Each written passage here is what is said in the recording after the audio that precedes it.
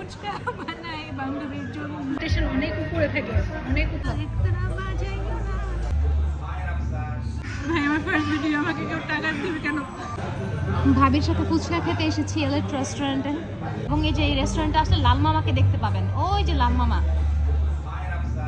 রাফসান না মামা, এটা আমার ব্লগের জন্য। হ্যাঁ হ্যাঁ, স্টুডেন্টদের জন্য 10% আছে, এসে লাল মামাকে ধরতে হবে। ওই যে একতারা, ওই যে একতারা, এলিট রেস্টুরেন্টে আসলে একটা একতারা পাবে বাজানোর জন্য। যেটা হচ্ছে ওদের ওয়াশরুম অ্যান্ড ওই যে যেখানে হ্যান্ড ওয়াশ করে। হ্যাঁ, আমরা একটু করে এটাতে যাবো, বিকজ আমার কাছে মনে হয়েছে, আমরা তোমার দিকে দিয়ে বলি, হ্যাঁ হ্যাঁ, বিকজ আমার কাছে মনে হয়েছে পুরা কুয়ালালামপুরের মধ্যে সবচেয়ে ক্লিনেস্ট ওয়াশরুম হচ্ছে এলিট রেস্টুরেন্টে। একটু পরে দেখাবো এটা। না, ওয়াশরুমের রিভিউ দিব না, আমি জাস্ট ওই যে যেখানে সিঙ্কে হ্যান্ড ওয়াশ করে ওখানে। আমি আজকে থেকে আমার ফুড রিভিউর ব্লগ শুরু করব। হ্যাঁ, সিম্পলি ফারিয়া, আমি পেজটা ট্যাগ করে দিব এই ব্লগে। সবাই ওকে হচ্ছে ওর ব্লগ শেয়ার দিবেন, লাইক করবেন, কমেন্ট করবেন। আর আমার ফুড ব্লগের ভিডিও, ফার্স্ট ভিডিও শুট করবে আমাদের মেঘলা ভাবি। হ্যাঁ, যে এই ক্লিপটাও দিয়ে দিব। ফুচকা বাংলাদেশে মানে মালয়েশিয়াতে ফার্স্ট টাইম ট্রাই করছো? এটা তো বললাম যে আমি মালয়েশিয়াতে ফার্স্ট টাইম ফুচকা ট্রাই করতেছি। বাংলাদেশে আগেও খাইছি। ভাবি একটা রিভিউ দেন না ভাবি।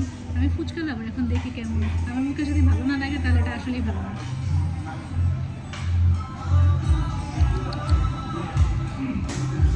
টকটা ভালো। আমি মালয়েশিয়ার হিসাবে কম্পেয়ার করে বলবো বাবা, আমি বাংলাদেশের সাথে কম্পেয়ার করবো না, স্পেশালি ঢাকার সাথে তো না।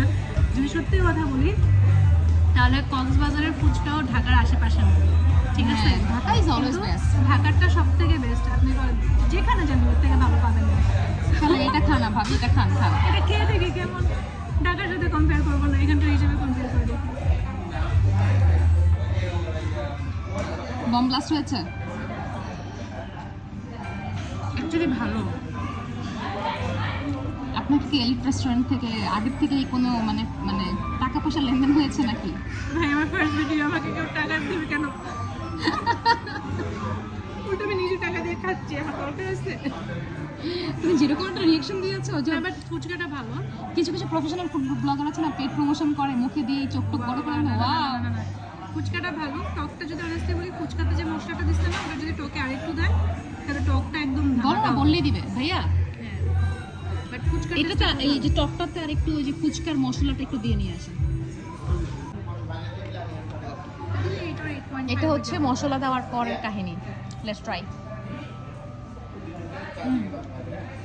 আগের থেকে মাছ বেটার।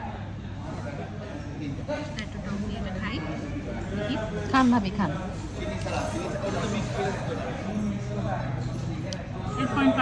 8.5 ভাই, মালয়েশিয়াতে 8.5 রেটিং ফুচকায় ভেরি গুড। আচ্ছা, আমাকে একটা দাও তো এই টক দিয়ে। অবশ্যই। সো ভাবি এখন আমার জন্য ফুচকা বানাচ্ছে। গান বাজে না, দিব ভাবি। একটু ফুচকা, একটা ফুচকা বানাই ভাবির জন্য। সরি, বান্ধবীর। একটা ফুচকা বানাই বান্ধবীর জন্য। ভাবির জন্য। ওকে, লেটস ট্রাই। দাও। টক দিব। 9 ফর মি, 9। আমার জন্য 8.5। আমার আবার হচ্ছে কি মানে আমি তো For me? একটু বেশি, আমার 9 এক্সপেকটেশন অনেক উপরে থাকে, অনেক উপরে থাকে। সো যেদিন আমরা ফার্স্ট হচ্ছে এলিট রেস্টুরেন্টে আসি, আমি আর রাফসান রেস্টুরেন্ট ঢুকেই বলতেছে, এই বাংলাদেশি রেস্টুরেন্ট কেন এত ক্লিন অ্যান্ড ক্লিন হবে? বিকজ ম্যাক্সিমাম বাংলাদেশি রেস্টুরেন্টগুলোতে ওয়াশরুম থেকে একটা মোটামুটি বাজে স্মেল আসে, আর খুব একটা ক্লিনও থাকে না। সেই তুলনায় এলিট রেস্টুরেন্ট খুবই নিট অ্যান্ড ক্লিন। এবং আজকে ফুচকা খেয়েছি, এর আগে আমি বিরিয়ানি খেয়েছি, তার আগে আমি বাংলা খাবার খেয়েছি, মাছ মাংস যেগুলো। আমার কাছে খাবার ভালোই লেগেছে। সবচেয়ে বেশি আমার কাছে ম্যাটার করে হচ্ছে এনভায়রনমেন্ট, হাইজিনটা মেনটেন করে, খুবই নিট অ্যান্ড ক্লিন। সি, প্রত্যেকটা টেবিল খুবই নিট অ্যান্ড ক্লিন।